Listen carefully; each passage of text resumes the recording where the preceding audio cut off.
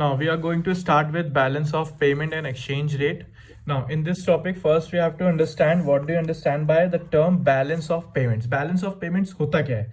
तो balance of payments of a country is a systematic record of all economic transactions between the residents of one country and residents of foreign countries during a period of time, usually 1 years.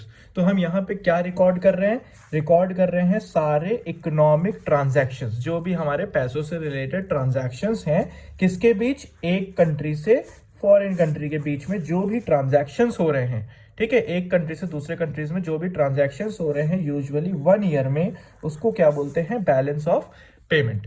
तो it is a systematic record of economic transaction, मतलब पैसों से related transaction between resident of one country and foreign country. Understood? Now अब इसमें दो account बनते हैं, एक होता है करेंट अकाउंट और एक होता है कैपिटल अकाउंट. सबसे पहले हमें कंसेप्ट समझना है कि करेंट अकाउंट क्या होता है. तो करेंट अकाउंट क्या होता है? करेंट अकाउंट वो रिकॉर्ड करते हैं ट्रांजैक्शंस को. It records all international economic transactions, मतलब ये सारे इंटरनेशनल पैसों से रिलेटेड जो भी ट्रांजैक्शंस हो रहे हैं to export and import of goods. जो किससे रिलेटेड है? एक्सपोर्ट और इंपोर्ट ऑफ गुड्स से, सर्विसेज से, यूनिलैटरल ट्रांसफर से और इंटरनेशनल इनकम से. तो करंट अकाउंट पे वो ट्रांजैक्शंस रिकॉर्ड होते हैं, इंटरनेशनल इकोनॉमिक ट्रांजैक्शंस रिकॉर्ड होते हैं जो किससे रिलेटेड होते हैं? Export and import of goods, services, unilateral transfers and international incomes. तो ये सारी चीजों से जो रिलेटेड हमारे ट्रांजैक्शंस हो रहे हैं वो होता है हमारा करंट अकाउंट.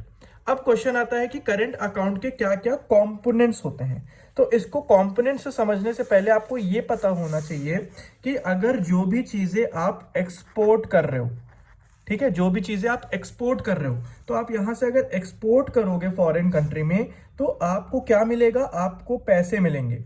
ठीक है, आप पैसे क्या करेंगे? आप पैसे रिसीव्ड करेंगे. और जो भी रिसीव करते हैं वो आपका जाएगा किस साइड? Credit side. अंडरस्टूड? तो आपने गुड्स को एक्सपोर्ट किया, मतलब कि वो कहां जा रहा है? Credit side. जो भी गुड्स को आप इंपोर्ट करेंगे, मतलब आप बाहर से गुड्स खरीद रहे हैं, तो इंपोर्ट खरीदेंगे तो आप उसका क्या करेंगे? पेमेंट करेंगे.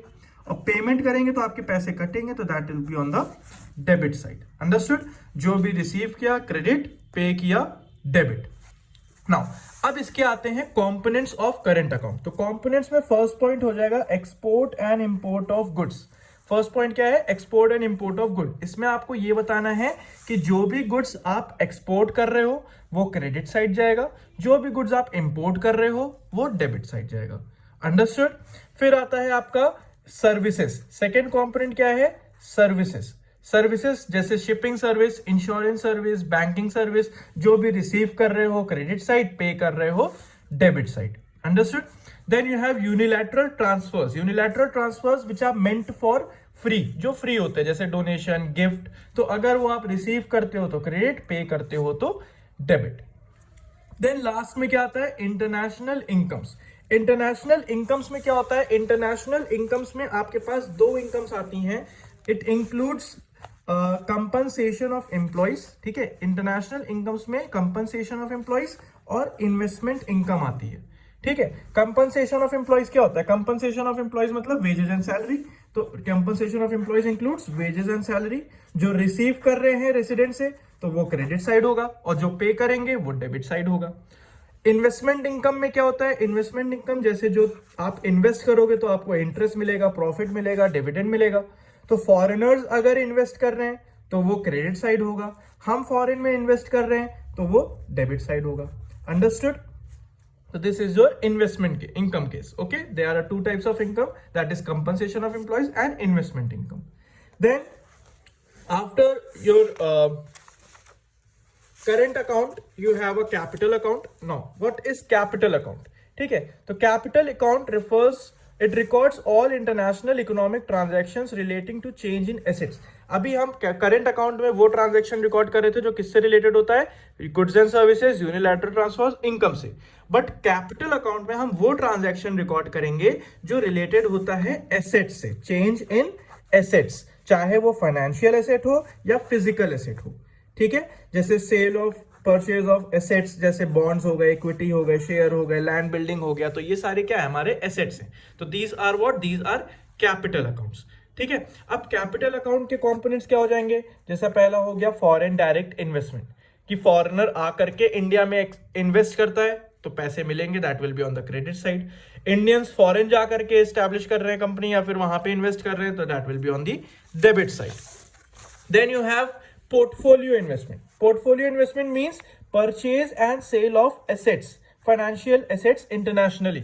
ठीक है, तो यहां पे क्या है, जो भी आप सेल या परचेज कर रहे हैं एसेट्स, फाइनेंशियल एसेट्स को, ठीक है, ये ओनर को फुल कंट्रोल एसेट्स पे नहीं देता है।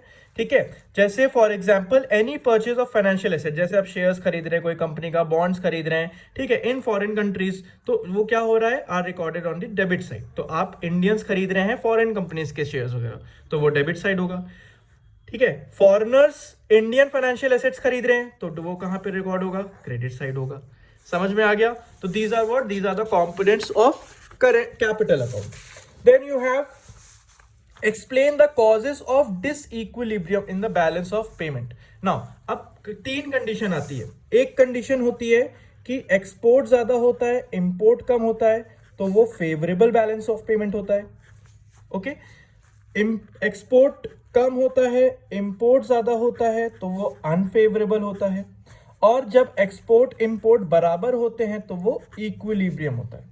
ठीक है, तो ये तीन कंडीशन आती है हमारी किसमें, डिसइक्विलिब्रियम बैलेंस ऑफ पेमेंट में। ठीक है, तो डिसइक्विलिब्रियम बैलेंस ऑफ पेमेंट में कौन सी कंडीशन आएगी, जब एक्सपोर्ट कम और इंपोर्ट ज्यादा हो रहा हो।